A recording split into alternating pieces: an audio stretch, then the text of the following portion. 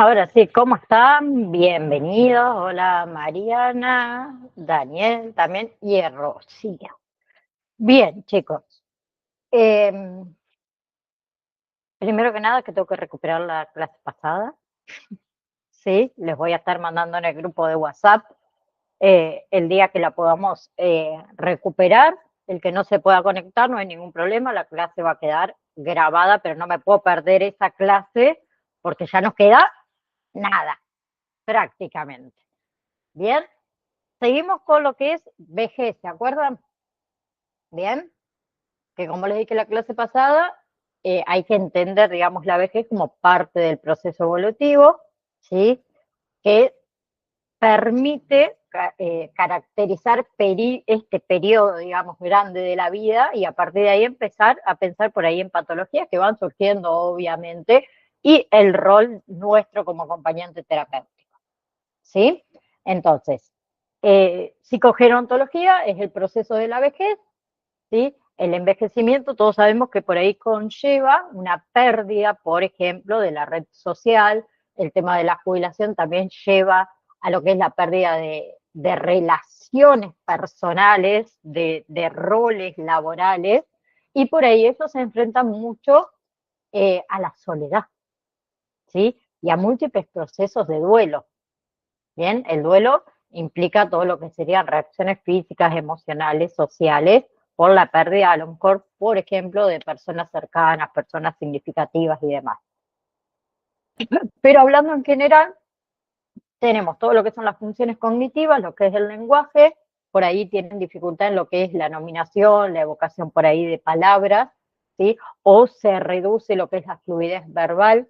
En lo que es la memoria, por ahí tienen dificultad para recordar hechos recientes, ¿sí? Acuérdense que la memoria que permite almacenar y recordar experiencias y percepciones, ¿sí? También la atención, que eso depende de la motivación, eso depende de los estímulos recibidos, pero suele haber una disminución mínima, digamos, de la capacidad esta de concentración, de focalización. Otra cosa, el aprendizaje, ¿sí? También hay un leve decline en lo que es, por ejemplo, el aprendizaje verbal, ¿sí? Por eso por ahí a las personas adultas mayores, para poder mejorar el aprendizaje, le tenemos que dar un poco más de tiempo para pensar, eh, establecer un ambiente de aprendizaje que sea positivo, no preocuparnos por ahí si al principio no recuerda lo que aprendió, debemos reducir la ansiedad, el cansancio, darle instrucciones sencillas, repetirlo a veces si es necesario, ¿sí? Pero las características en generales del envejecimiento era que es universal, o sea, nos afecta a todos, ¿sí? Es, mm, es progresivo, ¿sí? Que avanza, digamos, con el tiempo, afecta la capacidad funcional, ¿sí? Para realizar diversas funciones, es variable, ¿sí? Varía entre individuos, es complejo, ¿sí? Y también depende mucho por factores tanto internos como externos, ¿sí? Ahora, si nosotros hablamos en general de algunas enfermedades comunes en la vejez, teníamos arteriosclerosis, lo que era el engrosamiento de las paredes arteriales, que eso afecta a todo lo que son nuestras arterias principales, hipertensión arterial, o sea, la presión sanguínea alta, ¿sí? Afecciones musculares, por ejemplo, debilidad muscular, ¿sí? Agravada a lo mejor por lesiones neurológicas o trastornos metabólicos, reumatismo, ¿sí? Eh, ar- artrosis, está bien, artrosis, osteoperosis, por ejemplo, o enfermedades del páncreas también, la pancreatitis, entre otras. Ni hablemos de todo lo que son enfermedades cardiovasculares, o sea, son mucho más propensos, isquemas cerebrales, hemorragias intercraneales, arritmias cardíacas, ¿sí? Y después tenemos todo lo que son enfermedades de la sangre, ¿sí? Eh, con respecto al tracto gastrointestinal y al déficit, por ejemplo, que también es muy común, de déficit de vitamina B12, ¿sí? Ay, me dice que mi red, déjenme cambiar de internet,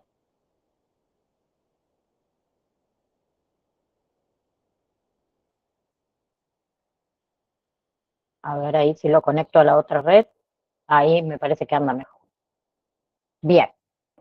Ahora, las enfermedades del aparato digestivo, teníamos lo que era disfagia, la dificultad para tragar, pirosis, el ardor en el estómago, puede ser también hernia de hiato, gastritis, úlceras gástricas, divertículos, constipaciones o lo que sería incontinencia fecal.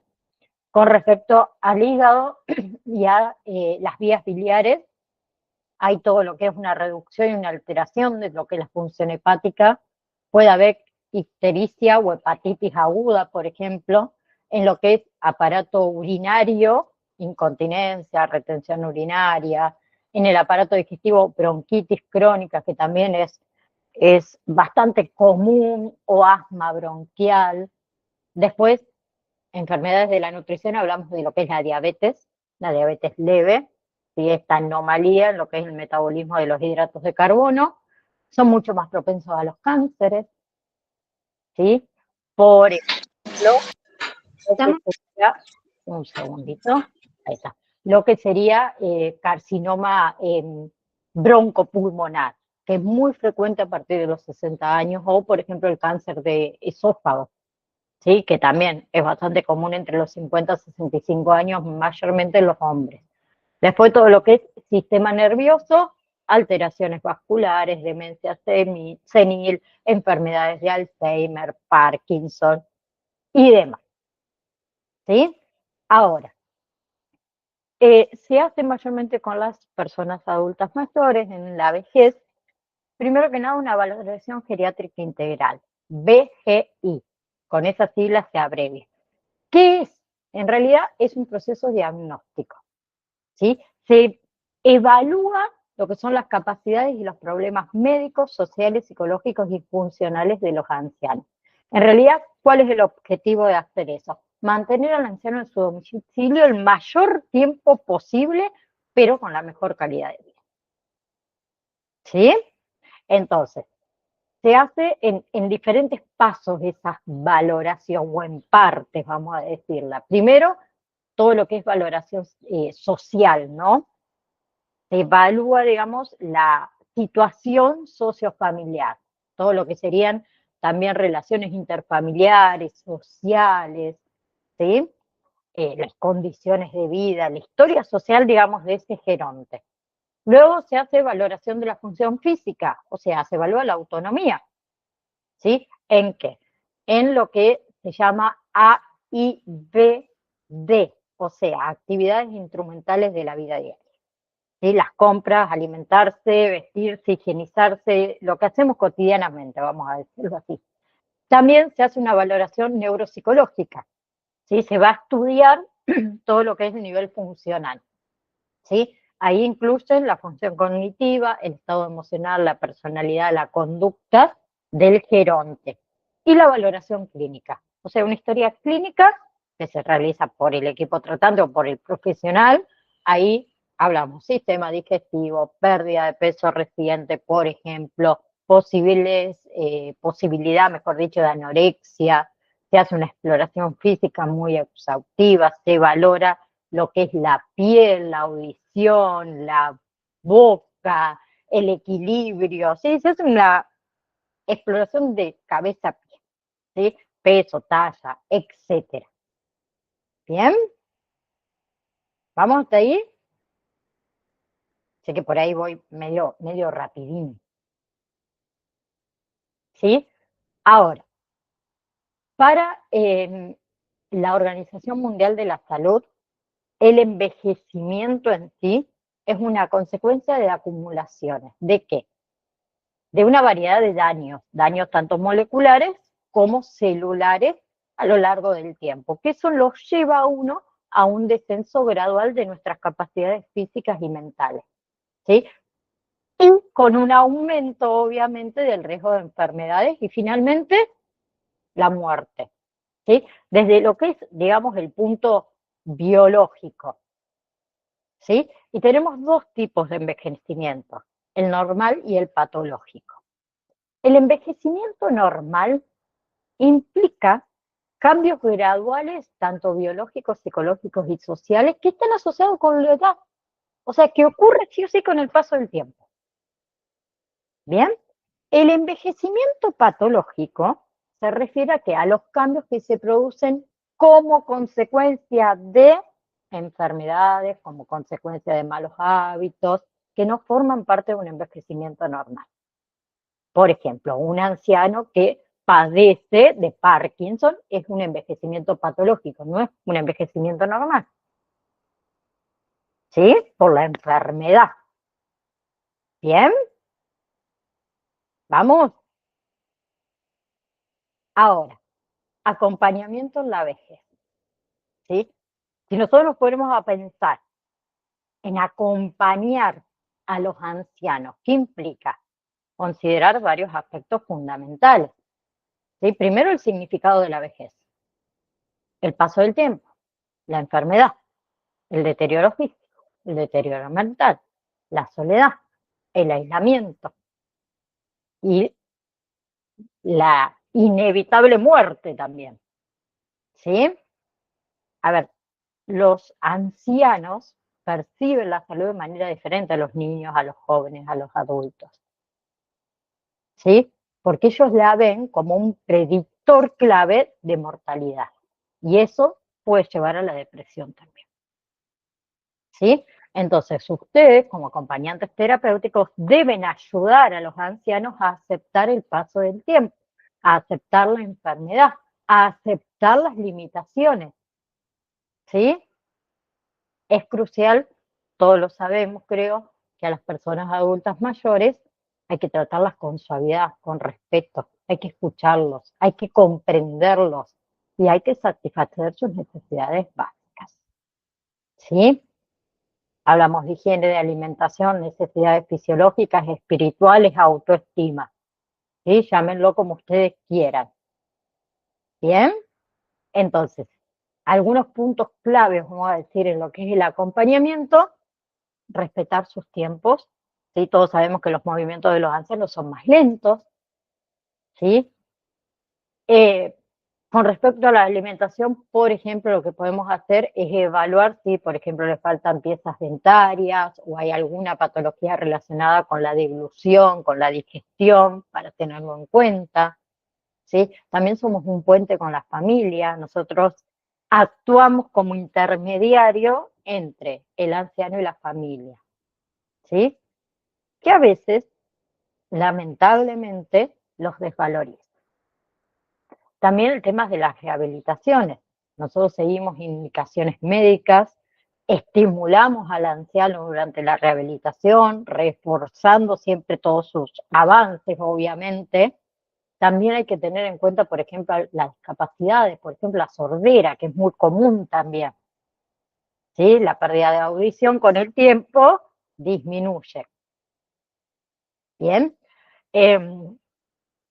Ahí justo me acordé, cuando dije eso me acordé de mi abuela, porque mi abuela 2x3 escuchaba y por ahí no escuchaba. Yo siempre decía, para mí se hace la sonza, ¿viste?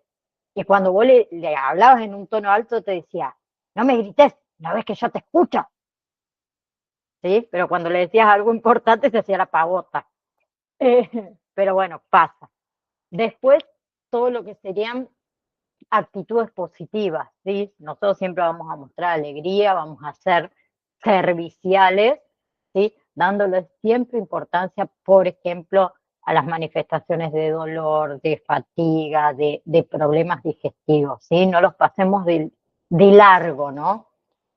Obviamente que tenemos que tener siempre comunicación con los profesionales, ¿sí? De cualquier signo, de cualquier síntoma patológico que nosotros notemos, hay que comunicárselo al equipo correspondiente o al profesional correspondiente. También mucho cuidado con la depresión, ¿sí? Eh, por ahí ellos se vuelven muy reiterativos en todos sus relatos. Entonces, respetemos esos relatos, ¿sí? Pero también por ahí, cuando se ponen muy tristes, ¿sí? Distraer su atención de recuerdos tristes, pero sin subestimar su dolor, ¿sí? Nosotros debemos demostrar, en realidad, placer en su compañía, ¿sí? Ser afectuosos, pero constantes. Y ser firme con la terapia, al mismo tiempo. Bien, debemos respetar también su independencia, su religión, vamos a fomentar la creatividad, la relación con personas también de diferentes edades, ahí fortalecemos todas sus capacidades. Y traten de involucrar al anciano en todo lo que son sus actividades, las actividades en realidad que disfruta, ¿sí? Le gusta la carpintería, le gusta la música, la cocina, el pintar, lo que fuera.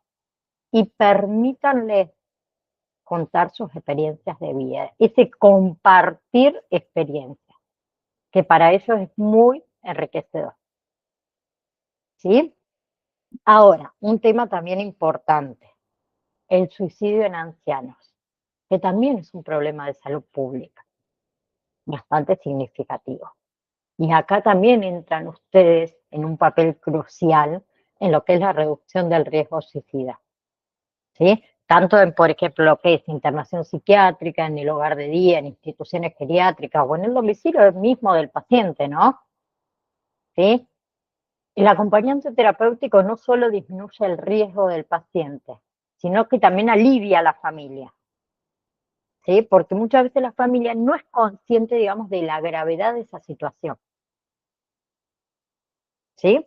Entonces, en general, funciones del acompañante terapéutico, contención diaria, apoyo emocional, apoyo psicológico constante, reinserción social, o sea, ayudar a la integración de ese paciente, a veces, por ejemplo, en nuevos entornos, como son los geriátricos, como son los hospitales de día, ¿sí?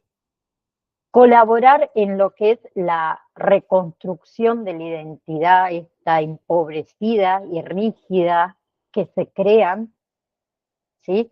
Y el post-tentativa suicidio. O sea, brindar herramientas para que el paciente se ancle nuevamente a su vida, ¿sí? Aunque eso implique muchas veces también la aceptación de la muerte como un proceso natural, no un proceso, digamos, deseado, ¿sí? Bien.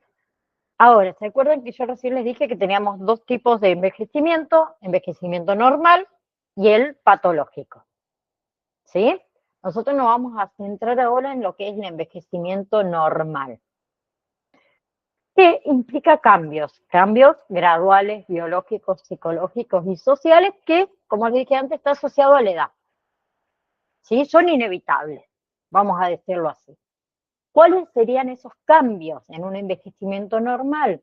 Por ejemplo, los cambios neurocognitivos, o sea, en lo que era la atención, que hay una disminución, en el tiempo de mantenimiento, digamos, de la atención sostenida, ¿sí? Por ahí no pueden omitir esos estímulos distractores o prestar atención simultáneamente. También lentitud intelectual, ¿sí? Que es similar a la lentitud en el movimiento corporal. También hay cambios en la memoria en un envejecimiento normal.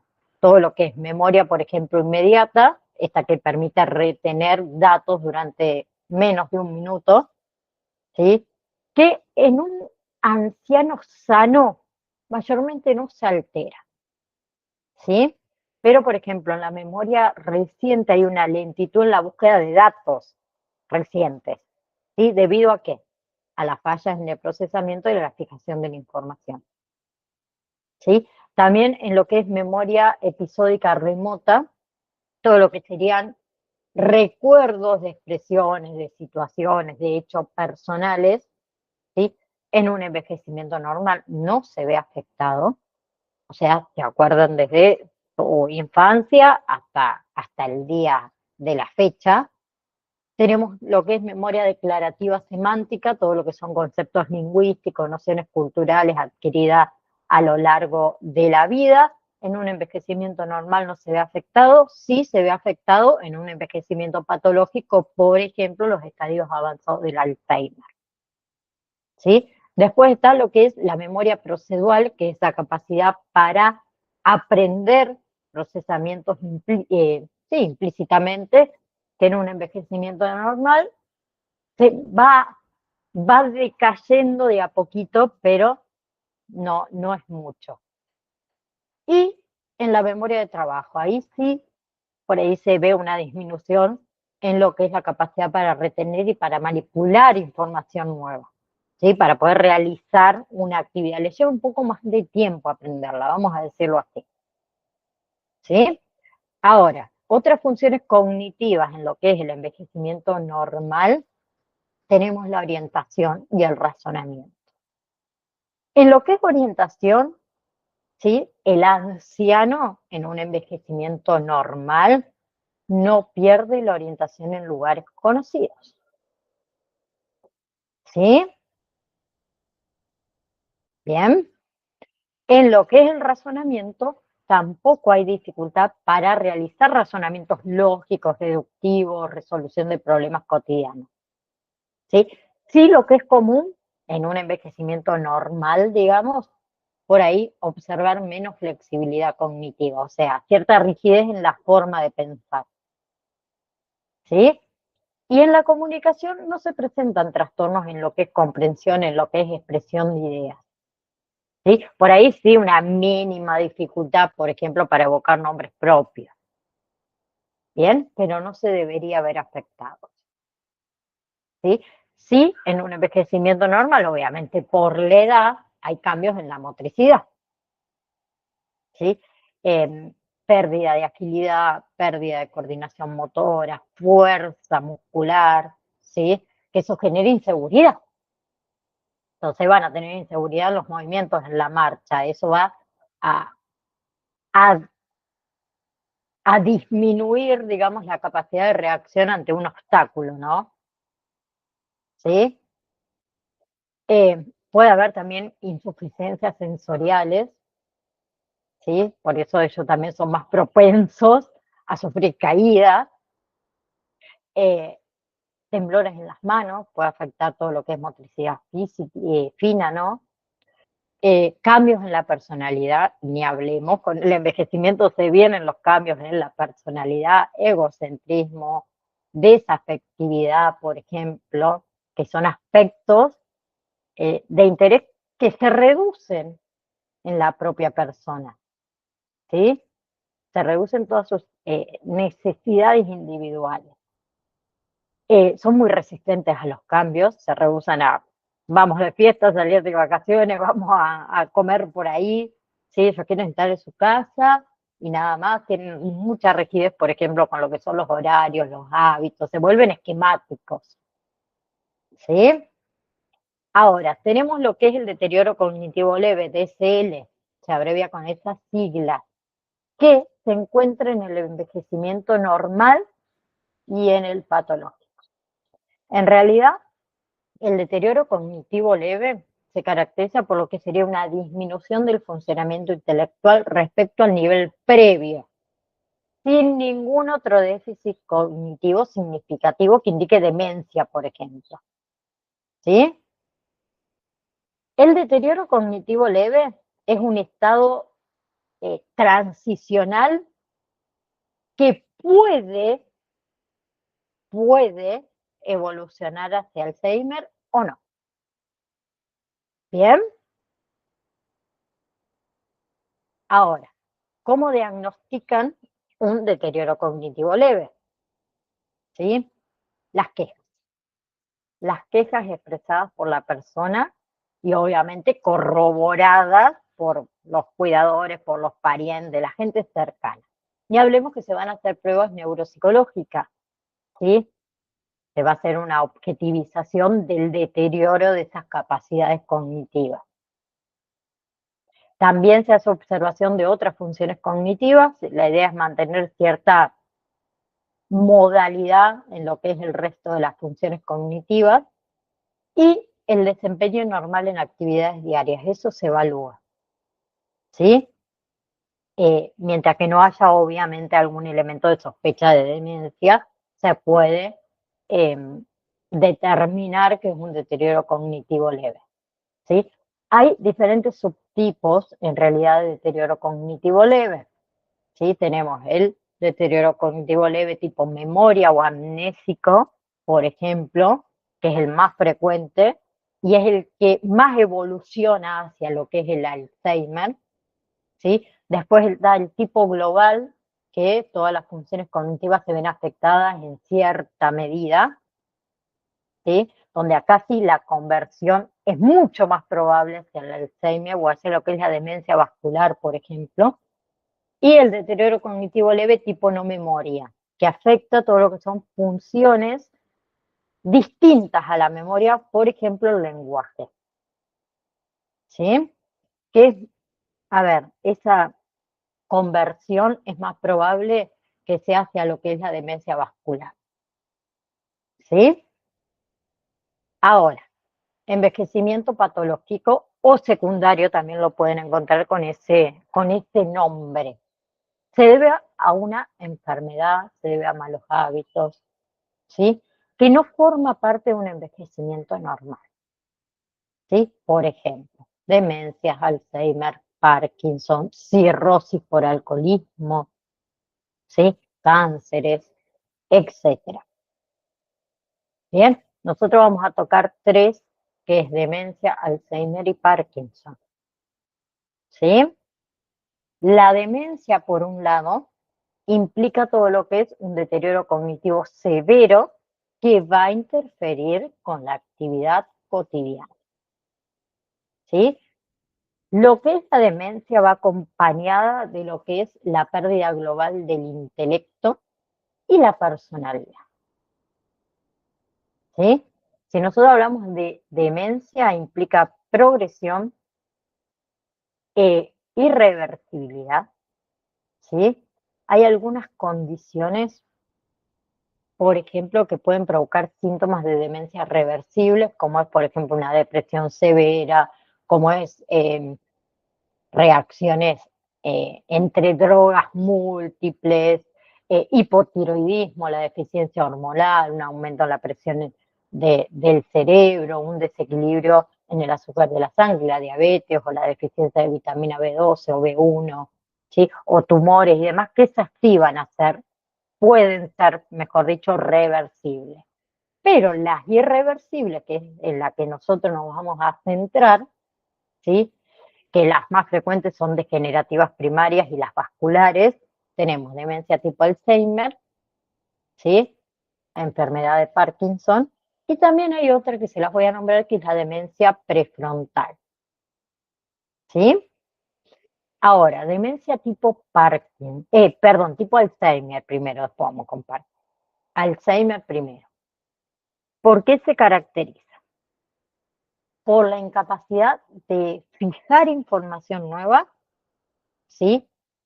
Y la falta de capacidad para reconocer la propia enfermedad, ¿sí?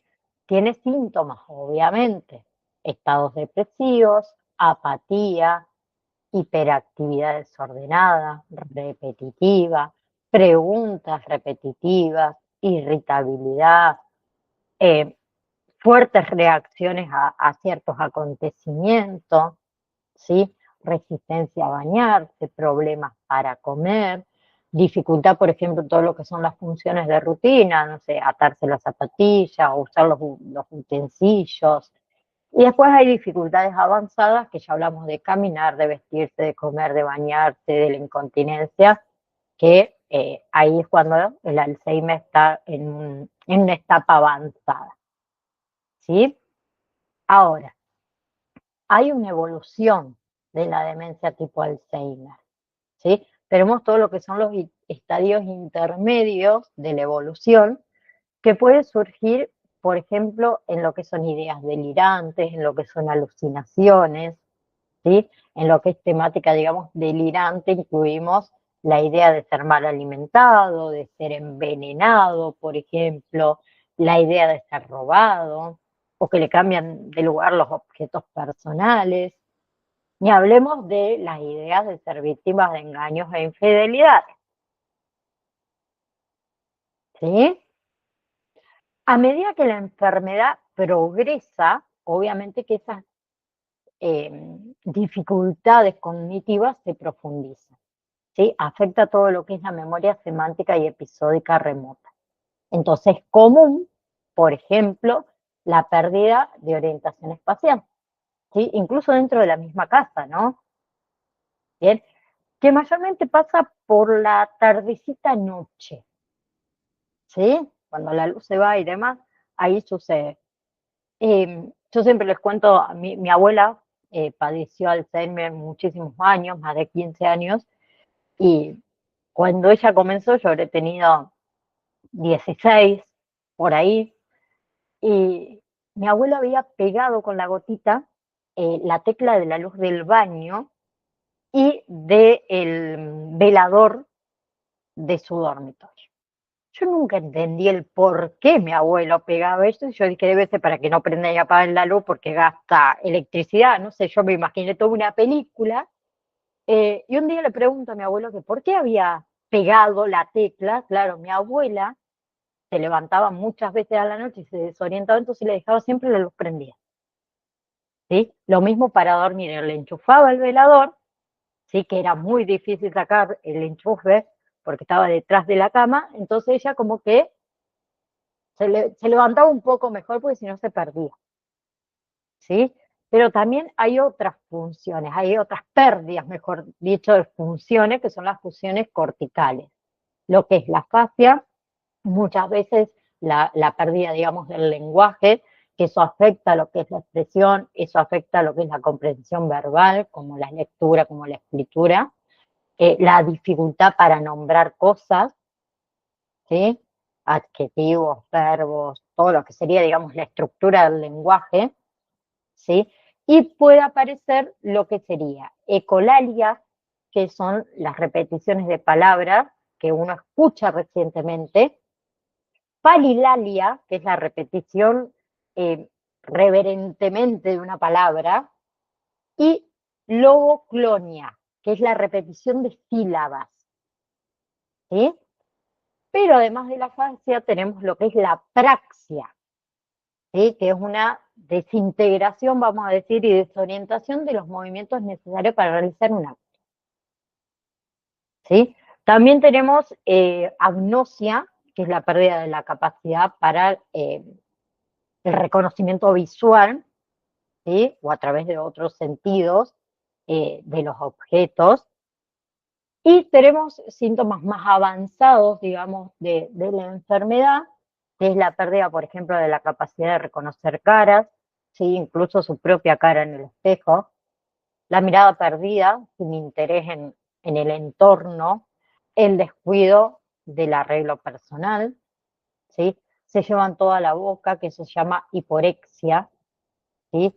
Y después tenemos lo que es hipertonia de oposición o rigidez parotónica, que es cuando el cuerpo se pone rígido, cuando tiene una postura inflexible, ¿sí? Cuando hay resistencia a todo lo que serían movimientos pasivos, ¿sí? Y al final de la enfermedad suele ser la frustración, ¿sí? Con desconexión, digamos, psíquica del entorno, ¿sí? Insercibilidad, ¿se dice? Sí, bueno, no, por las dudas no lo decimos, ya se me fue la palabra, ¿sí? Y por ejemplo, una de las causas comunes de muerte en la persona con Alzheimer es la neumonía, ¿sí? Toda esa evolución del Alzheimer puede durar entre 5 y 10 años, ¿sí? Es más rápida, por ejemplo, en los casos de inicio temprano, que después lo vamos a, a nombrar, ¿sí? Ahora, causas del Alzheimer. Por ejemplo, tenemos herencia en lo que es enfermedad de Alzheimer de inicio temprano, o sea que el de inicio temprano se da antes de los 60 años, ¿sí? Que suele tener antecedentes familiares. Bien, después otra de las causas son los tóxicos, ¿sí? El zinc, por ejemplo, traumatismos del cráneo que pueden desencadenar, ¿sí? La enfermedad en personas predispuestas, obviamente, y los factores vasculares, o sea, lesiones vasculares específicas, por ejemplo, en arterias del mediano calibre de la corteza frontal y parietal, ¿sí? El diagnóstico generalmente va a incluir un examen del estado general, porque la idea es determinar también la gravedad de las deficiencias cognitivas. Se puede realizar una CAT-SCAN, que es una tomografía computarizada, exámenes detallados por un neurólogo, obviamente, y en algunos casos un examen microscópico del cerebro, pero eso se hace post-mortem, que en realidad es el único método de confirmar que realmente la persona padecía de Alzheimer. ¿Sí? Bien, no existe medicamentos para curar el Alzheimer. ¿Sí? Sí hay tratamientos, vamos a decir, para aminorar los síntomas, como es la confusión, como es el insomnio, como es la agitación, la depresión. ¿Sí? Hay medicamentos, por ejemplo, que también mejoran lo que serían las funciones diarias, pero no detienen, digamos, el progreso de la enfermedad sigue avanzando. ¿Bien? Ahora, hay diferentes tipos de Alzheimer, por ejemplo, o de demencia, vamos a decirlo, no de Alzheimer, de demencia, que son las demencias, por ejemplo, por trombosis múltiple, ¿sí? Que es una enfermedad microvascular, ¿sí? Es la segunda más común de las demencias irreversibles después del Alzheimer, que es causada por pequeñas trombosis dentro del cerebro, ¿sí? Y después tenemos el Alzheimer, que constituye el 60% en realidad de las demencias, la trombosis el 20% y el otro 30% restante de los otros tipos de demencia se dan por restricción grave del flujo sanguíneo, falta de oxígeno, por etapas finales de enfermedades crónicas como es el Parkinson, como el síndrome de Down, como es la esclerosis múltiple, por algún traumatismo severo en la cabeza, por el abuso crónico de alcohol o drogas, o por enfermedades neurológicas raras, como por ejemplo la enfermedad de Pick. ¿Sí? Ahora, recomendaciones para el cuidado de pacientes, vamos a decir, con demencia, hay un montón. Primero que nada, creamos un ambiente familiar constante, ¿sí? Debemos simplificar también los quehaceres diarios, mantener este ambiente, esa atmósfera ordenada, calma, ¿sí? La utilización de la repetición, de los recursos para mantener activa su memoria, ¿sí? Y creo que lo más importante, eh, lo cuento por, por lo que viví, ¿no? Comprender los cambios de humor, ¿sí? Y pasar tiempo agradable con ese paciente, esa persona. Promoverle la alegría, el sentido del humor, que se va perdiendo también. Bien, y hablemos que hay que darles también cuidados en la nutrición, ¿sí? Servirle alimentos por ahí a lo mejor que sean fáciles de maniobrar, ¿sí? Que ayudan a mantener a la persona, digamos, relajada, porque si no se ponen bastante intensos, por ejemplo, cuando no pueden cortar la comida, ¿sí? Evitar, digamos, las frustraciones, ¿sí?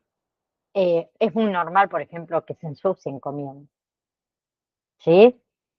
Utilicen platos, por ejemplo, que los platos soperos que le decimos nosotros con los bordes elevados, que eso también evita que salga la comida, que ellos se frustren, ¿sí?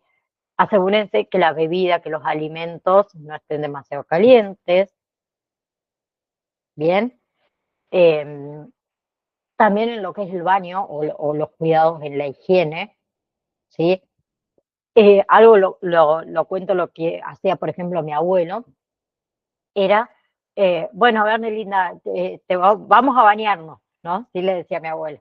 Pero antes de bañarse iban al dormitorio, buscaban la ropa, porque mi abuela si no se ponía cualquier cosa, ¿sí? Buscaban la ropa entre los dos, acomodaban la ropa en la cama, era como una rutina, ¿no?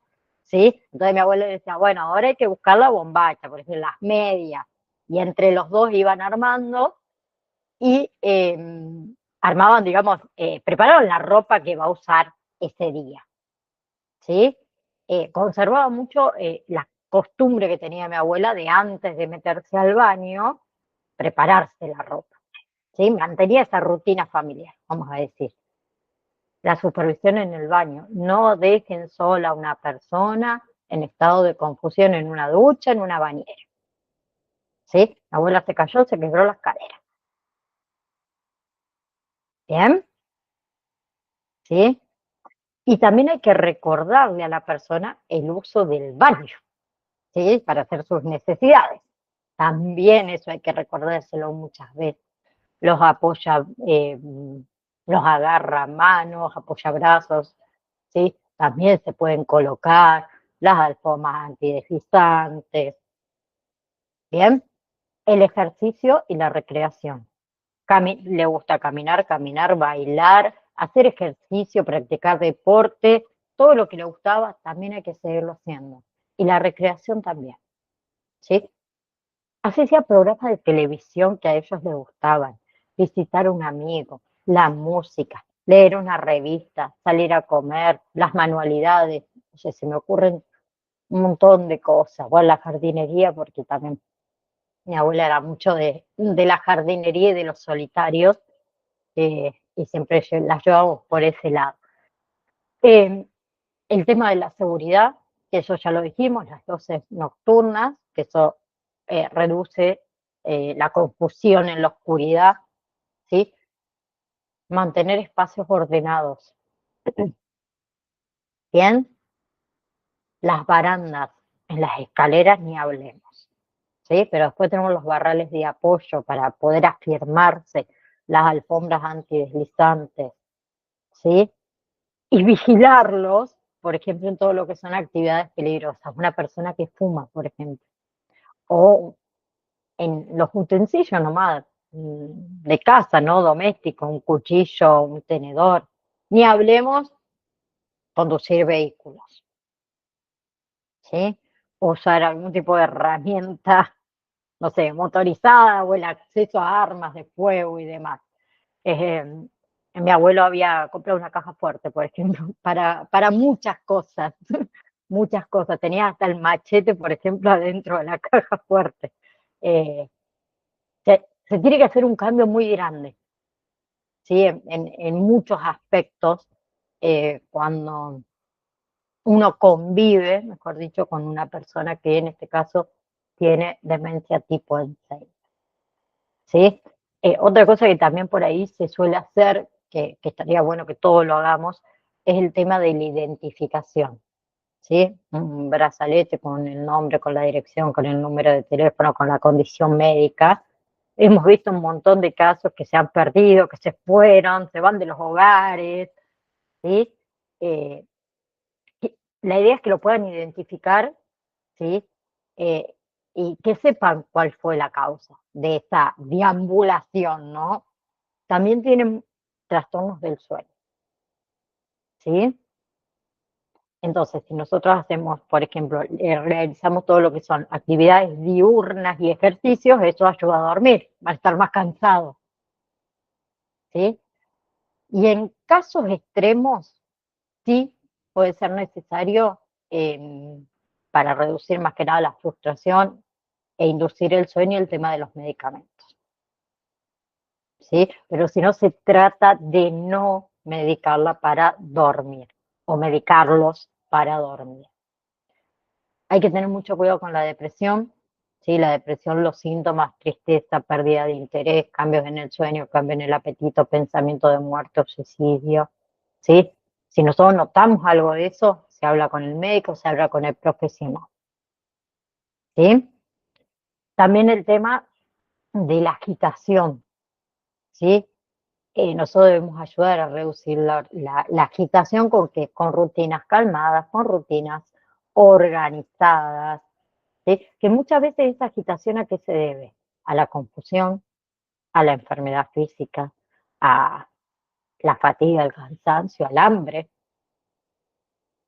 ¿sí? Entonces nosotros que hacemos, proveemos distracción, seguridad, modificamos la situación, ¿sí? Si nosotros identificamos los signos iniciales de agitación. Bien, Entonces, el rol, vamos a decir, del acompañante terapéutico en todo lo que son las demencias va a ser fundamental, va a ser multifacético, ¿sí? Lo resumimos en algunos puntos: compartir, escuchar, observar, ayudar a realizar actividades, frenar impulsos, contener, estimular, ¿sí? El objetivo es que el paciente se sienta cuidado, que se sienta protegido, que se sienta apoyado. ¿Bien? Siempre vamos a considerar, ¿sí?, la contención individual, pero también su entorno. También ayudamos a la resocialización del paciente, a la planificación, ¿sí? Em, Desarrollamos, digamos, estrategias para la reinserción familiar, social, ¿sí? Siempre vamos a potenciar todo lo que son las capacidades de ese paciente y fortalecer los lazos sociales para lograr mayor o la mayor autonomía posible, ¿sí? Bien, y acuérdense una cosa: el acompañante terapéutico tiene una capacitación específica y ocupa un lugar en una estrategia terapéutica, no es asistencial, ¿sí? Su responsabilidad incluye empoderar a los pacientes. Bien, no hay ningún problema, no hay ningún problema. Ya nos queda 10 minutitos y después yo sí los voy a mandar en el grupo para, ¿cómo es? Ay, se me van las palabras hoy, ¿qué me pasa? Y eso que es lunes, para recuperar, ay, Dios mío, yo siento que estoy muy cerca de fin de año, no sé, recuperar la clase que no di la semana pasada, pero estaba muerto, chicos, no daba más, literal, dormí hasta las 8 de la noche. Bien, em, eso, empoderar a los pacientes, ¿sí? Y acuérdense que los síntomas conductuales, por ejemplo, de las demencias eran los cambios en la personalidad, la ansiedad, la angustia, la agitación, la agresión, los insultos, las amenazas, delirios, alucinaciones, deambulación sin sentido, ¿sí? Entre muchas más, ¿sí?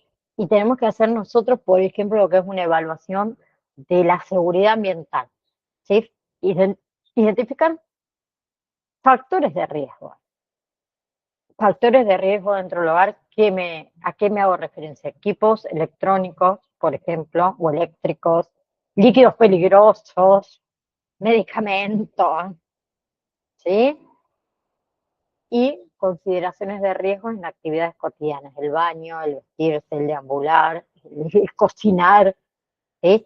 La idea es adaptar el hogar de ese paciente a las necesidades del mismo, ¿sí? Pero uno de los desafíos principales se encuentra en encontrar un equilibrio en el cuidado, evitando el exceso de cuidado, ¿sí? Y preservando, vamos a decir, la integridad de la historia de vida del paciente.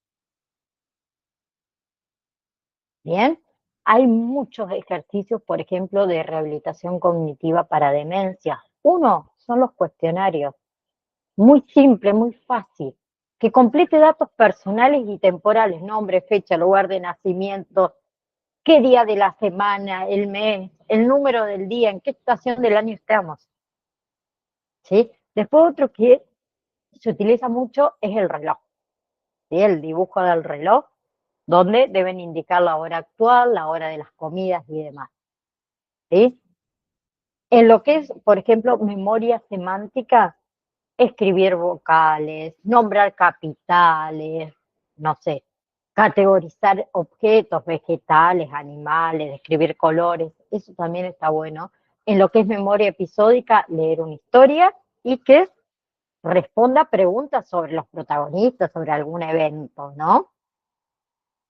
¿Sí? Después, la búsqueda de objetos, estos de encontrar objetos en imágenes un poco más complejas también. Tenemos los pictogramas, ¿sí? Ordenar paso a paso una acción que va a estar representada en pictogramas. Por ejemplo, vamos a realizar la actividad diaria de hoy. Bueno, te levantas, ¿qué es lo primero que hay que hacer? El cepillo de dientes, por ejemplo, no sé, ¿no? Vamos poniendo el cepillo de dientes. Bueno, te lavaste los dientes, después ¿qué sigue? El orinal, que para no decir bueno, el orinal, ahora estoy fina, el orinal, y así sucesivamente, ¿sí? Eh, que eso sería ordenar pasos para realizar una actividad, ¿sí? O las actividades cotidianas, por ejemplo, a ver, a la hora de cocinar, también lo podemos utilizar, ¿sí? Vamos a ordenar paso a paso la receta que se va a hacer el día de hoy, por ejemplo, ¿no? ¿Sí? Dibujar objetos muy sencillos con un lápiz, ¿sí? Ordenar palabras en forma, para formar oraciones, digamos, coherentes, eso también lo podemos hacer, que son muy simples, ¿sí? El tema de las cartas, al que le gusta jugar a las cartas, yo les contaba antes que mi abuela, fanática de los solitarios, ¿sí? Vos las veías, las cartas estaban siempre arriba de la mesa, toda la vida. Se sabía la cantidad de solitarios que se sabía. Eh, y cuando empezó toda, toda esta historia nueva, eh, yo me acuerdo mucho un día que me había ido para el verano para ayudar a mi abuelo y le digo, che, abuela, vamos a hacer un solitario. Sí, sí, sí, viste, toda entretenida. Y cuando empiezo a hacerlo, yo veo que se me frustra mal. Y le digo, ¿qué pasa? No puede ser. Yo estoy enojada porque yo sé que esto lo sabía y ahora no me lo acuerdo. No me lo acuerdo, no me acuerdo cómo se hace, cómo sigue, y estaba mal. Digo, vamos a hacer una cosa. Te lo explico y lo realizamos. Se lo terminé de explicar y me dice, ah, viste, yo lo sabía. ¿Sí? Pero, por ejemplo, mi abuelo, que era una persona adulta también como él, como ella, esa paciencia no la tenía. ¿Sí? Y llegó un punto de que un día va al médico, mi abuelo, porque él había sentido como algo acá, dijo, como que, no sé, me siento cansado. El médico obviamente le dijo, le preguntó los síntomas, dijo, no, que yo sentía hace 2 días poner una puntada, pero resulta que le había dado un infarto y ni se había enterado, ¿sí? Desde ahí el médico obviamente que le dijo, mira, no es fácil vivir con una persona con Alzheimer, ¿sí? Va a haber que buscar algún tipo de solución porque te vas a morir vos. Te habló todo, bueno, fue todo un drama porque mis abuelos vivían eh, en otra ciudad donde no estaban sus hijos, ¿sí? A mi mamá le quedaba 250 kilómetros, no era que vos agarrás el auto y salís así porque te queda ahí nomás. Mi tía, que vive a unos 50 kilómetros mucho más cerca, la llevan a un hogar de ancianos que era de la iglesia, ¿sí?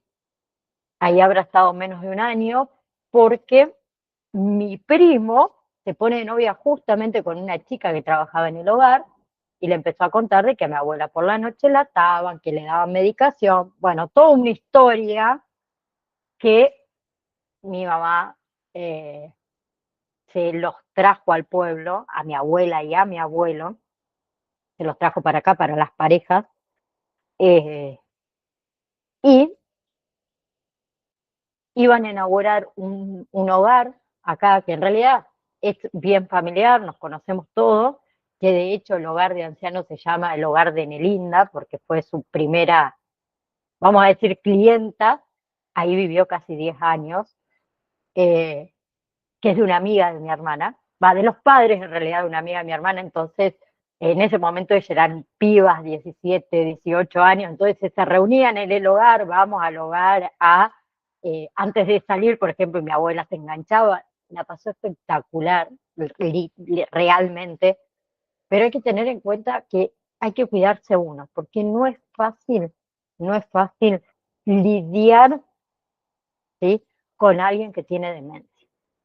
¿Sí? No es fácil esto de estar repitiendo a lo mejor 20 veces lo mismo.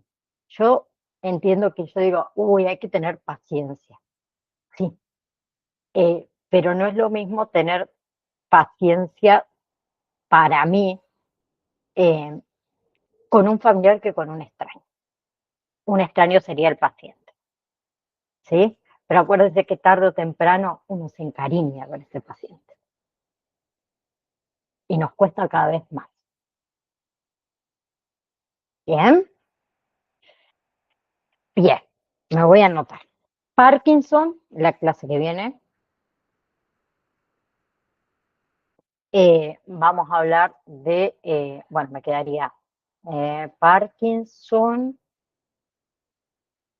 que también es un tema uy, muy lindo para charlarlo. Y bueno, obviamente vamos a ver un par de ejercicios también para el Parkinson, el tema de los cuidados y demás, que trae problemas, por ejemplo, lo que es la coordinación motora y otros, más que nada en la motricidad gruesa, vamos a decirlo, que obviamente se va a ver afectado la motricidad fina. ¿Sí? En eso no hay, no hay forma de que si se ve afectada la motricidad gruesa no se vea afectada obviamente la motricidad fina. ¿Sí? ¿Y qué más me faltaría? Además de las demencias, bueno, el Alzheimer, como les dije, bueno, Parkinson y los cuidados, obviamente, y hablar un poco más de nuestro rol y nuestra función, ¿sí? En, en sus cuidados y en su acompañamiento, mejor dicho, ¿sí? Vamos a hablar también un poco de lo que es, por ejemplo, la terapia ocupacional, que es muy buena para todo esto, estos tipos de patologías que por ahí se sufren bastante en lo que es la vejez, ¿sí? Para luego hablar de todo lo que es acompañamiento del proceso de duelo, que también es importante. ¿Les parece? ¿Sí?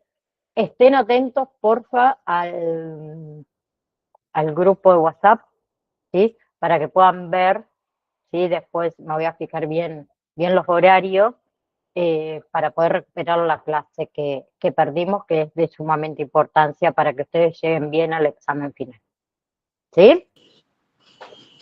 Naida, Dime. acordate del recuperatorio. La clase Ah, que pasada tenía que avisarte y bueno, no hubo clase. bueno, mandame un mensaje, porfa, Mari. Dale, Bueno, mándame un mensaje así te lo habilito. dale, ¿Sí? dale, listo, gracias. ¿Sí? Nos vemos entonces, no sé cuándo, seguro que antes del lunes. ¿Sí? Un beso enorme a cada uno de ustedes. Chao, chao.